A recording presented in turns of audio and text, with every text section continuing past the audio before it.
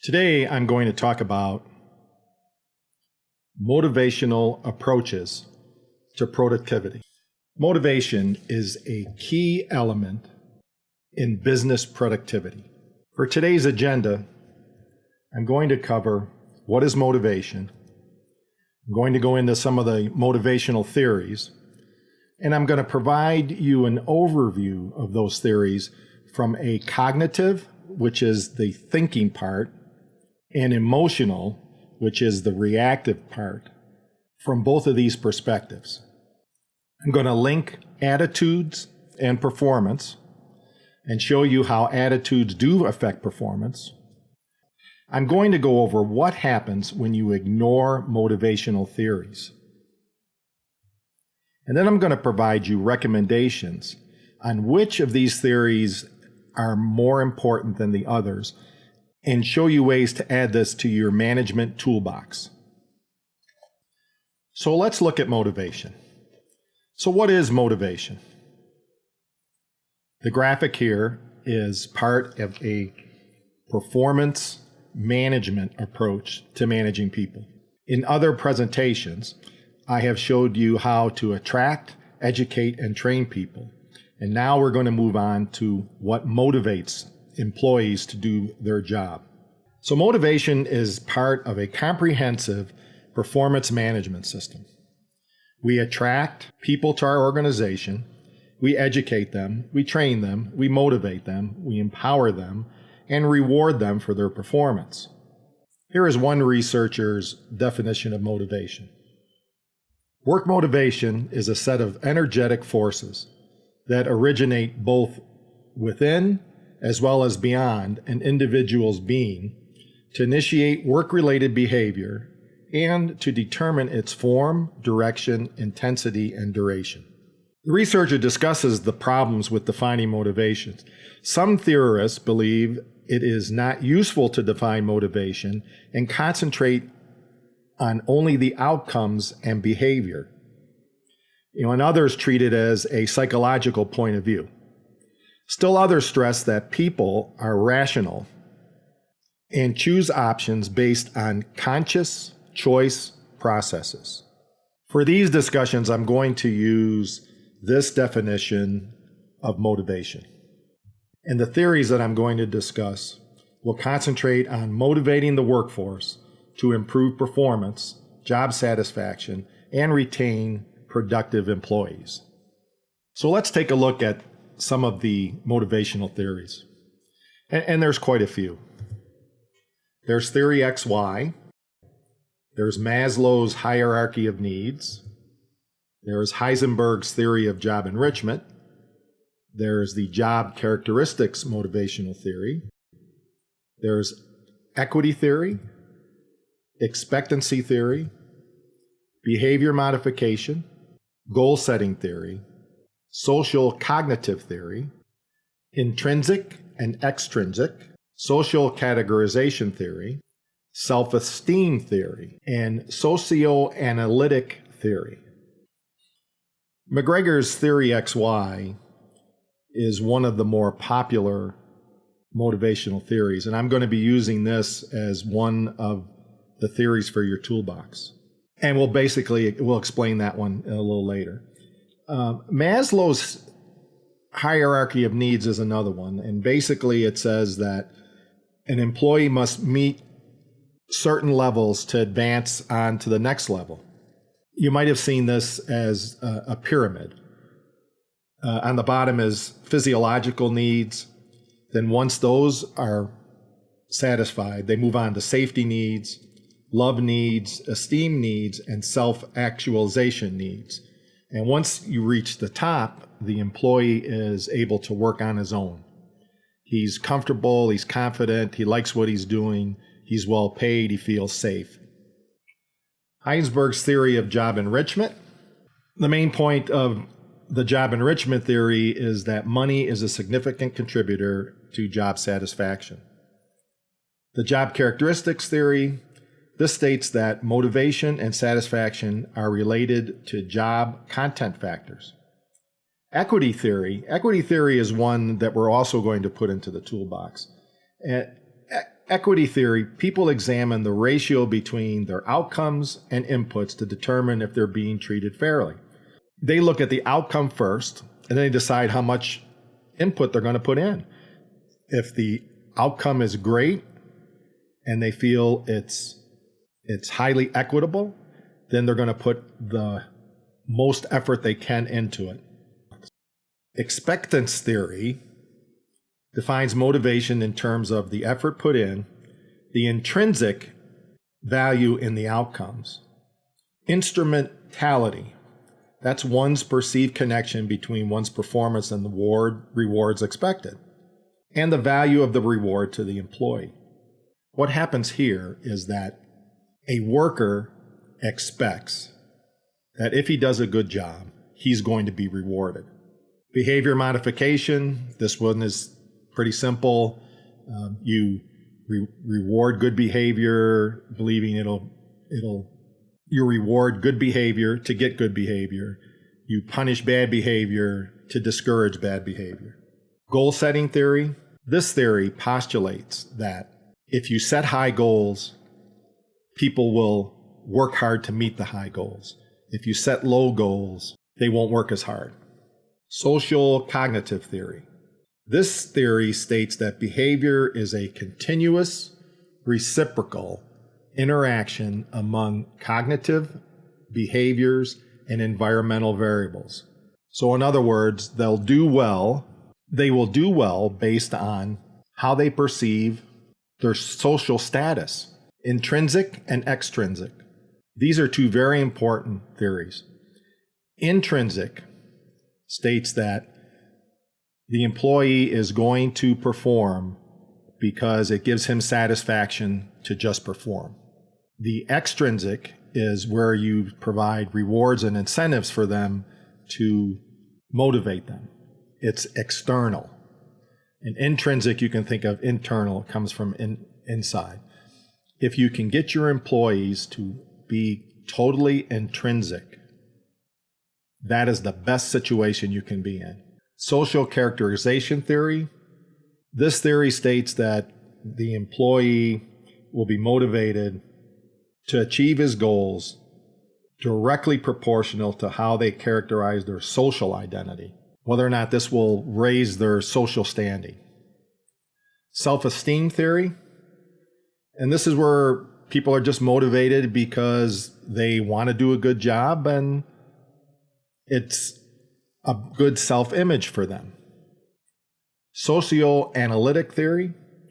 This theory states that the need for acceptance and approval status and power and predictability translate into behaviors for getting along with others and getting ahead in organizations.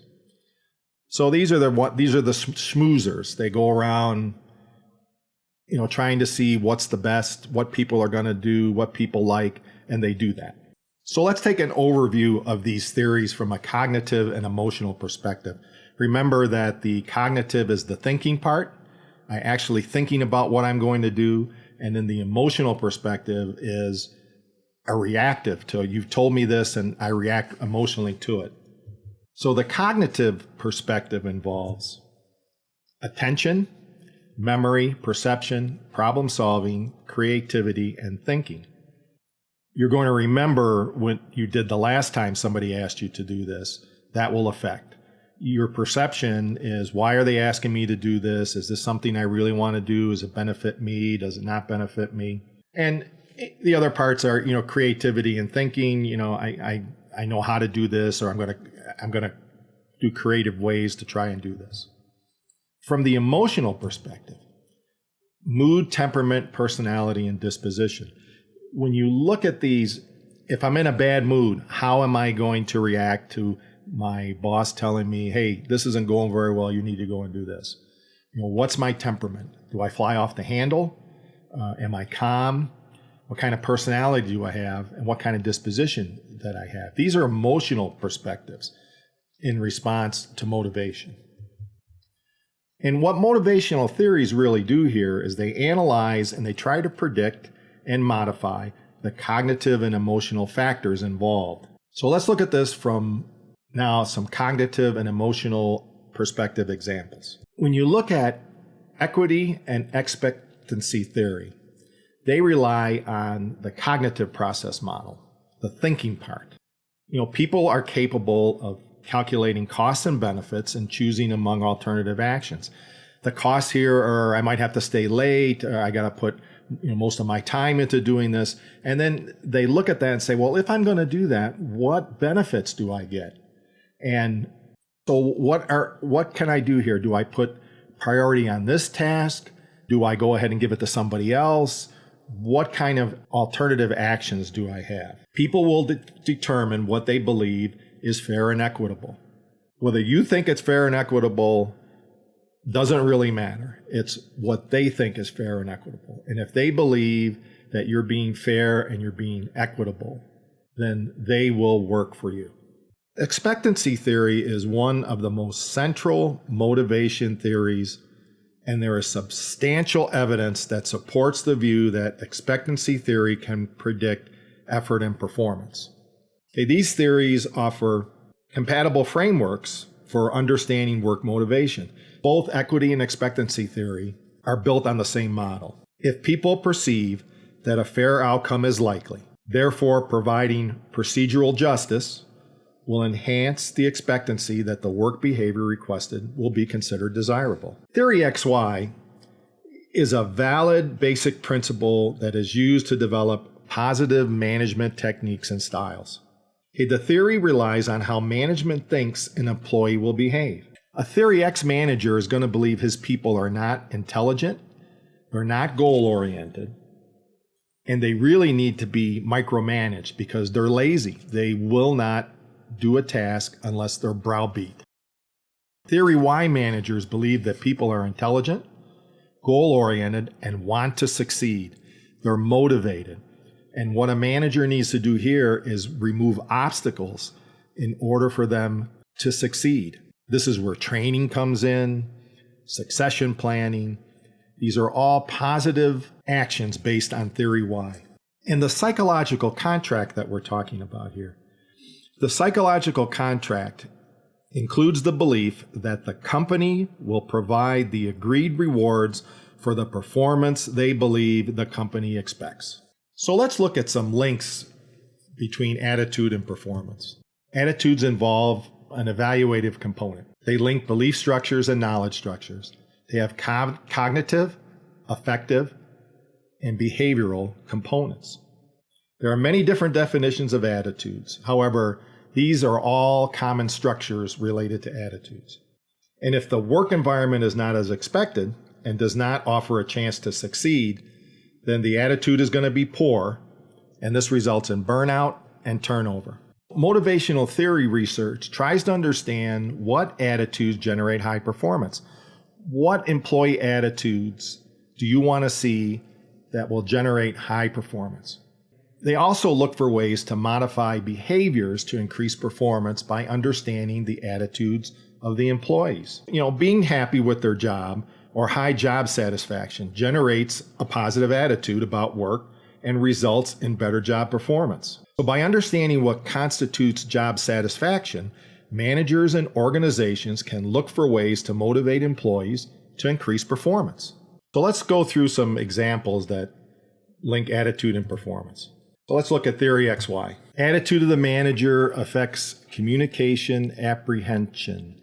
And what we mean by this is if a manager doesn't trust his employees, if a manager believes that they are not willing to do the job unless they're browbeat and micromanaged, then this results in communication apprehension. The manager is apprehensive about communicating what's really going on in the organization to the employees, and the employees are apprehensive in talking to that manager because they don't know what he's going to do with the information. So if you have poor communication of goals, objectives, processes, and especially if things are changing, it's going to result in poor performance. The Theory Y approach, which is participatory communication, produces better performance because you are telling your employees what they need to do to succeed, why we're doing things, why changes are happening. And this is a much better approach to your employees. Several studies have studied the relationship of Theory XY attitudes and performance of employees. Where a manager approaches their direct reports with Theory X assumptions, they were not comfortable communicating with the employees. Managers strictly dictated what the employee needed to do. There was no indication of the employee participating in decisions on what they wanted to do. This resulted in poor performance. Managers that made Theory Y assumptions were more likely to employ participatory communications as well as participatory decision making. Let's look at expectancy theory. Attitude is based on expectation of completion of tasks and reward for completing the task. Okay, remember, expectancy theory states that a person's motivation or attitude to perform is based on how well they perceive that they can complete the task versus the reward for completing the task. If an employee believes that they do not have the ability to complete the task, or there is a high risk that the task would be late, their attitude on completing the task would be very negative. If the reward was great enough to outweigh the risk of not completing the task, then the employee would have a more positive attitude toward completing that task. So that's one way to modify an employee's attitude. And expectancy theory states that if you provide tools, guidance, and comparable rewards, you will increase employees' performance. And when you think about it, it seems pretty obvious. If you're giving them the tools, you're helping them complete their task, telling them tips, what to do, and the rewards are good, you're going to increase their performance. Now let's look at some problems caused by poor motivation. You'll look at organizations that don't achieve their goals. That's usually caused by poor motivation. It's a sign. Low job satisfaction. When I would do surveys in companies and looking at job satisfaction, you'll find that low job satisfaction a lot of times is caused by poor communication and Theory X type managers. Poor communication. If you do not communicate with your employees to let them know how the business is doing, how we're trying to expand, what we're doing, what the goals and objectives are, that results in poor motivation. They don't know why they're working or why they're killing themselves to help you if they have no idea what the outcomes are going to be. Mistrust in management. Very typical of a Theory X. Do not communicate, not rewarded, lied to. They make assumptions, which are not lies, but people will make assumptions on what they expect, expectancy theory, what they expect the organization to give them. If you haven't told them that you're giving them this or something different, then that's mistrust. Unfair business practices and rating systems. Nothing worse than a performance appraisal system that doesn't work, that doesn't have checks and balances, that lets the manager decide to put in whatever he feels like putting in, no matter what the person has done. People will not trust your rating system. So how about some recommendations? You want to educate your managers and you want to test them for Theory XY assumptions. You need to determine, a lot of times managers have a mix of X and Y. And sometimes the X is being driven down by senior management. All managers need to be tested for Theory XY assumptions. And where you have a manager that leans more towards Theory X, you need to educate him as to what's going on and that this behavior is not acceptable, and show him Theory Y techniques in order for him or her to do a better job managing their employees. You must implement Theory Y behaviors. Countless studies have shown that, Theory Y doesn't work on everybody, but then nothing does. But if you're highly Theory Y, you're going to have a much more highly motivated workforce. You have to perform attitude and job satisfaction surveys and act on the results. Where you see there's a problem, you have to work to improve it. Communication is probably the number one thing. And in a lot of companies that I've looked at, and even projects that I've worked on, if you don't have good communication, you have poor performance. You need to clearly articulate the goals, objectives of the organization, what the tasks are, and what the rewards are. We've gone through a lot of material, and I've quoted several studies. And I listed these as references. You can look these up. You can go out and validate some of the things that I'm telling you. And I will leave you with this. Theory Y, communication. Extremely important for your organization to do well.